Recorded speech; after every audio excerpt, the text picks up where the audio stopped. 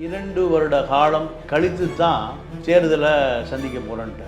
இப்போ இந்த தேர்தலில் யாருக்கு ஓட்டு போடணும்னு சொல்லல. எங்க இருக்காருன்னா இப்போ ரஷ்யா குழு இருக்கு, அங்கே உட்காந்து ஓட்கா சாப்பிட்டுட்டு இருக்காரு. ஷூட் போயிட்டு இருக்கு. அதான் ஷூட் போய் அங்கே ஷூட்ல விஜய் முதலமைச்சராக வரணும். 75 லட்சம் ரசிகர்கள் அந்த ஆப்பில் பதிவு பண்ணியிருக்காங்க. இவர் தான் அடுத்த முதலமைச்சராக மக்கள் ஏற்றுக்குவானா?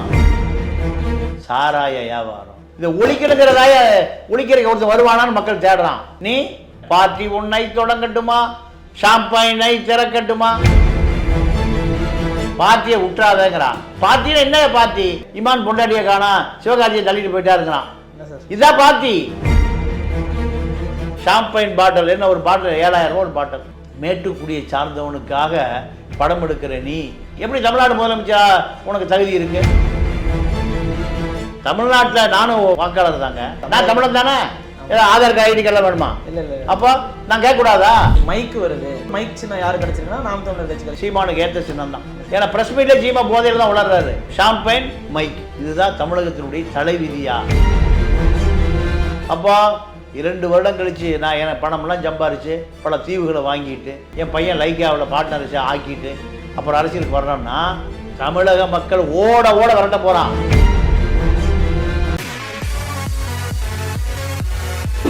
சார், ரீசெண்டாக விஜய் அவர்களோட 68வது படம் கோட் அப்படின்னு பேர் வச்சுருக்காங்க. நம்ம வெங்கட் பிரபு தான் இயக்குறாரு. அந்த படத்தோட ஃபர்ஸ்ட் சிங்கிள் முதல் பாடல் வந்து வெளியாகிருக்கு. அந்த பாடல் வெளியானதுலேருந்து ஒரு மாதிரி சர்ச்சையாக போயிட்டுருக்கு சார், அதை பார்த்தீங்களா? விஜயை பொறுத்தவரை விஜய் இந்த தேர்தலுக்கு 2 வருட காலம் கழித்து தான் தேர்தலை சந்திக்க போகிறேன்ட்டார். 2026 தான் வர. ஆமாம் சொல்கிறார். இப்போ இந்த தேர்தலில் யாருக்கு ஓட்டு போடணும்னு சொல்லலை, ஓட்டே போட வேண்டாம்னு சொல்லலை. யாருக்கு ஆதரவு, யாரை எதிர்க்கணும், யாரை ஒழிக்கணும் ஒன்றுமே சொல்ல. எங்கே இருக்காருன்னா இப்போ ரஷ்யா குழு இருக்கு, அங்கே உட்காந்து ஓட்கா சாப்பிட்டுட்டு இருக்காரு. ஷூட் போயிட்டு இருக்கு. அதான் ஷூட் போய் அங்கே ஷூட்டில் ஓட்கா சாப்பிட்டு தான் ஆகணும்.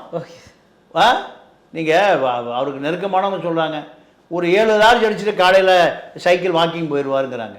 இதுதான் விஜயை பொறுத்த வரைக்கும். நான் என்ன கேட்குறேன்னா, இவர்களெல்லாம் எம்ஜிஆரை தெரியுமா?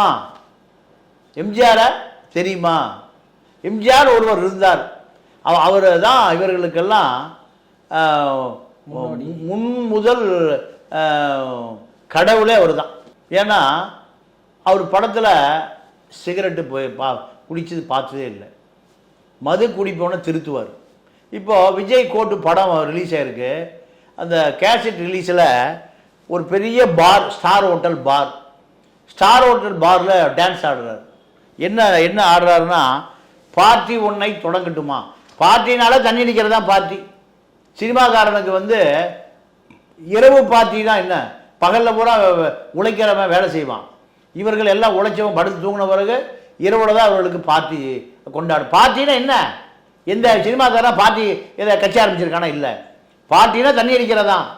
தண்ணி அடிச்சு முடிச்சுட்டு இமான் பொண்டாட்டியை காணா, சிவகார்த்தியை தள்ளிட்டு போயிட்டாருங்கிறான். இதுதான் பார்ட்டி. அப்போ விஜய் என்ன பாட்டு பாடுறாருன்னா, பார்ட்டி ஒன்றை தொடங்கட்டுமா, அதிரடியை கிளப்பட்டுமா, ஷாம்பைனை திறக்கட்டுமா. ஷாம்பைன் என்ன? சாராய போத்தல் இல்லை, கேம்பைனை திறக்கட்டுமா. அப்புறம் மாற்றிக்கிறாரு. நீங்கள் அந்த பாட்டு முழுக்க எங்கே வருது? பாரில் தான் வருது.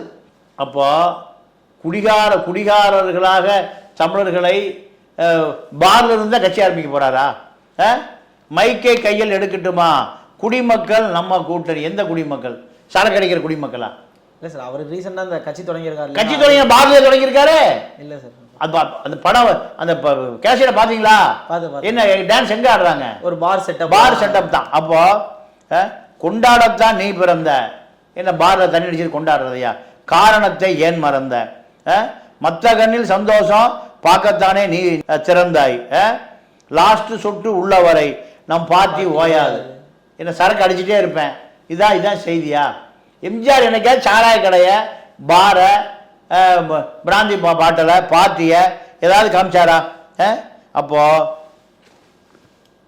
திரைப்படத்துக்கு மூலம் விஜய் முதலமைச்சராக வரணும், பார்ட்டி ஆரம்பிக்கிறாரு. 75 லட்சம் ரசிகர்கள் அந்த ஆப்பில் பதிவு பண்ணியிருக்கான். புஷி ஆனந்த் ஒரு கணக்கு சொல்கிறார். இவ்வளவு விஷயங்கள் வருகிற பொழுது ரஷ்யாவில் ஓட்டு போடுறது கூட வராமல் ரஷ்யாவில் உட்காந்து ஷூட்டிங் நடத்திட்டு இருக்க 110 கோடி ரூபா சம்பளம், 100 கோடி ரூபா சம்பளம் ரஷ்யாவில் இருக்கார். இந்த பாட்டு ரிலீஸ் ஆகிருக்கு. இவர் தான் அடுத்த முதலமைச்சராக மக்கள் ஏற்றுக்குவானா? இல்லை சார், ஏற்கனவே சர்க்கார் படத்தில் கூட ஓட்டு போட வந்துடணும் கண்டிப்பாக அப்படின்ற மாதிரி படத்துலலாம் பேசுகிறாரு சார். அப்போ இன்னும் ஒரு நாள் இருக்குது, ஒரு வாரம் ஃப்ளைட்டு பிடிச்சி கூட வரதுக்கு வாய்ப்பு இருக்குல்ல சார்? இல்லைங்க, இந்த கோட்டு படத்தில் மக்களுக்கு என்ன சொல்ல போகிறான்னு மக்கள் பூரா போய் பார்க்குறான். செய்தியெல்லாம் இருக்குது அந்த கோட்டு படத்தில்.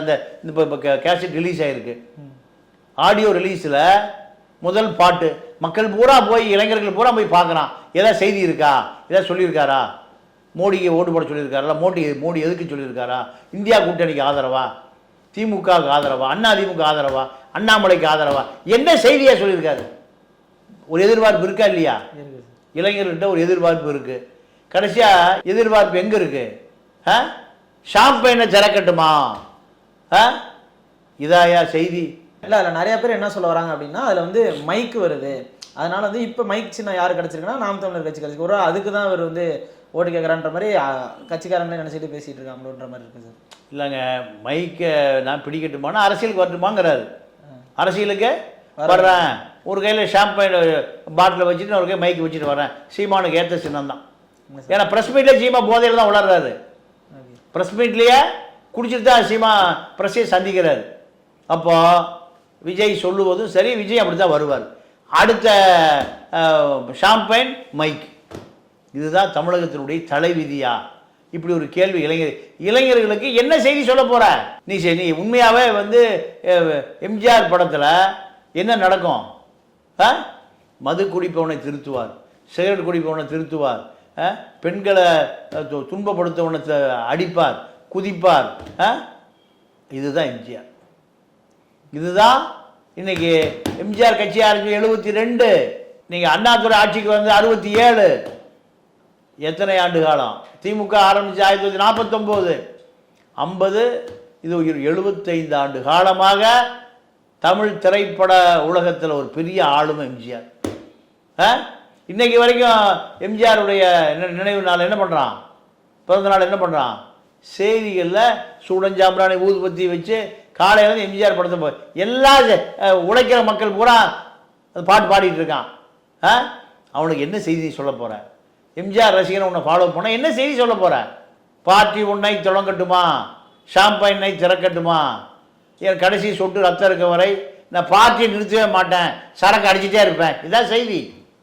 சார், அது அவர் கட்சியோட பார்ட்டியாக கூட இருக்கலாம். அவர் கட்சினா அது எங்கே அமெரிக்காவில் கொண்டு வச்சிருக்காரா? இங்கே ஏங்க தமிழ்நாட்டில் நானும் வாக்காளர் தாங்க, ஏன் கேட்கக்கூடாதா?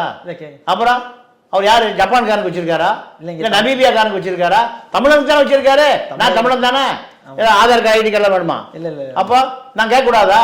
எனக்கு என்ன செய்தி? நான் திராவிட இயக்கம் ஊழலியா, திராவிட இயக்கம் ஏமாத்துறான், சரி நான் உனக்கு ஓட்டு போடலான்னு இருக்கேன், எனக்கு என்ன செய்தி? இந்த திராவிட இயக்கத்தினால நான் சாராய கடையில் எல்லாம் படுத்து கிடக்கான், எல்லாம் குடிக்கிறான். 6500 டாஸ்மாக் கடை இருக்குது, ரேஷன் கடை 3000 கடை தான் இருக்குது. இதை இனி சாராய கடை ஒழிப்பியா? என்னுடைய கோரிக்கை. விஜய்க்கு நான் ஓட்டு போடுறேன். சாராய கடை ஒழிச்சிருவியா? முதல்ல நீ முதலமைச்சரானா முதல் கையில் வந்து சாராய கடை ஒழிக்கிறேன்னு சொல்லு, உனக்கு நான் ஓட்டு போடுறேன். இப்படி நான் எதிர்பார்க்குறேன். நீ என்ன பண்ணுற? கேசட்டில் பாரில் படம் எடுக்கிற, பார்ட்டியை விட்டுறாதேங்கிறா. கடைசி சொட்டு ரத்தம் இருக்க வரைக்கும் சரக்கு அடிங்க. அது பார்ட்டினா என்ன பார்ட்டி? நீ அங்கே என்ன பண்ணியிருக்கணும்? உழைக்கிறவனை காமிச்சிருக்கணும். எம்ஜிஆர் என்ன பண்ணுவார்? ஓடி போய் ஒரு வயசான கிழவியை பிடிச்சிக்குவார், பார்த்துருக்கீங்களா? ரிக்ஷா ஓட்டுவார், ஆட்டோ ஓட்டுவார், மூட்டை தூக்குவார், பார்த்துருக்கீங்களா? அப்படி ஏதாவது சீனா வந்திருக்கா? அப்போ ஷாம்பைன் பாட்டில் என்ன ஒரு பாட்டில் 7000 ரூபா ஒரு பாட்டில். வாட் 60 காமிக்கிறார். 8000 ரூபா ஒரு பாட்டில்.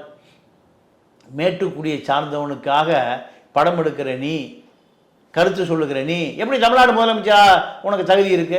இப்போ நீங்கள் இந்த பாடலை பார்க்கும்போது படத்துக்காண்டி வச்ச பாட்டு மாதிரி இல்லை, அவருக்கு ஏதோ சொல்லணும், மக்களுக்கு சொல்லணுன்ற வச்ச மாதிரி இருக்கா சார் பாட்டு? பாட்டில் கருத்து வந்து உழைக்கிற மக்களுக்கு எதிராக இருக்கு. நீ நல்லது செய்வேன்னு நினைக்கிறவனுக்கு அது வேப்பங்காயா இருக்கு. மதுக்கடையை காமிக்கிற, மதுக்கடை ஒழிக்கணும்னு தான் மக்களுடைய கோரிக்கையை. பெண்கள் பூரா என்ன நினைக்கிறாங்க? புருஷன் குடிச்சிட்டு வந்து கிடக்கிறான், உழைப்பு பூரா சாராய கடைக்கு போயிருந்தா மக்கள் போராடிட்டு இருக்கான். அந்த மக்களுக்கு என்ன செய்தி சொல்ற நீ? அந்த மக்களுக்கு என்ன செய்தி? பெண்கள் பூரா 8 கோடி பேரில் 4 கோடி பெண்கள் இருக்காங்க. 2 கோடி வீட்டில் என்ன உலையில் என்ன நடக்குது? பெண்கள் வேலைக்கு போயிட்டு தான் குடும்பம் நடக்குது. மீதி பூரா சாராய கடைக்கு போயிடுறான். 50 லட்சம் பேர் சாராய கடை கஸ்டமர். 6000 கடை இருக்குது. 50,000 கோடி தமிழ்நாட்டு வியாபாரம், சாராய வியாபாரம். தமிழ்நாடு பட்ஜெட் 2,35,000 கோடி. இது 50,000 கோடி. அது என்ன வியாபாரம்? சாராய வியாபாரம். இதை ஒழிக்கிறதுக்கு ஒருத்தர் வருவானான்னு மக்கள் தேடுறான். நீ சாராய கடையிலிருந்து பாட்ட ஆரம்பிக்கிற. பார்ட்டி உன்னை தொடங்கட்டுமா, ஷாம்பைனை திறக்கட்டுமா, இதாயா செய்தி? இன்னும் 2 வருஷம் கழிச்சு பார்க்கலாம். எல்லாம் போங்க, நான் ரஷ்யாவில் உட்காந்து ஓட்கா அடிச்சுட்டு அப்புறம் பார்த்துக்குவோம். புஷி ஆனந்து கட்சி விட்டு விலகி போகிறாராம். ஏன்? இந்த தேர்தலில் செய்தி இல்லை மக்களுக்கு. இந்த தேர்தலில் யாருக்கு ஓட்டு போகணும், யாருக்கு ஓட்டு போடக்கூடாது, யாரை எதிர்க்கணும், யாரை ஒழிக்கணும், இப்போ எல்லாரும் அவனுக்கு ஒரு கருத்து இருக்கா இல்லையா? அந்த கருத்துக்கு நீ என்ன உரம்? அந்த கருத்துக்கு என்னையா நீ ஆதாரம்? எதுவுமே இல்லையே. 2 வருஷம் கழிச்சு மக்கள் பிரச்சனை முடிஞ்சிருமா? இப்போ மக்களுக்கு பிரச்சனையே இல்லையா? எவ்வளோ பிரச்சனை இருக்கு மக்களுக்கு? பிரச்சனை இருக்கா இல்லையா? பிரச்சனை இருக்கிற 2 வருஷம் கழிச்சு செத்து போயிடுவானே, சுண்ணாம்பு ஆயிடுவானே. அப்போ 2 வருடம் கழிச்சு நான் என் பணம்லாம் சம்பாரிச்சு, இப்போ என் பொண்டாட்டி லண்டனில் இருக்கான், மாமனார் லண்டனில் இருக்கான், பல தீவுகளை வாங்கிட்டு, பல கோடிகளை சேர்த்துட்டு, என் பையன் லைக்காவில் பார்ட்னர்ஸை ஆக்கிட்டு அப்புறம் அரசியலுக்கு வர்றோம்னா தமிழக மக்கள் ஓட விரட்ட போகிறான். ரஷ்யாவுக்கு தான் உட்காந்துக்கணும், இல்லைன்னா லண்டனில் தான் உட்காந்துக்கணும். தமிழ்நாட்டுக்கு விஜயுடைய களம் அமைய போவது இல்லை. இதுதான் இந்த மக்களுடைய கோபம். நன்றி, வணக்கம்.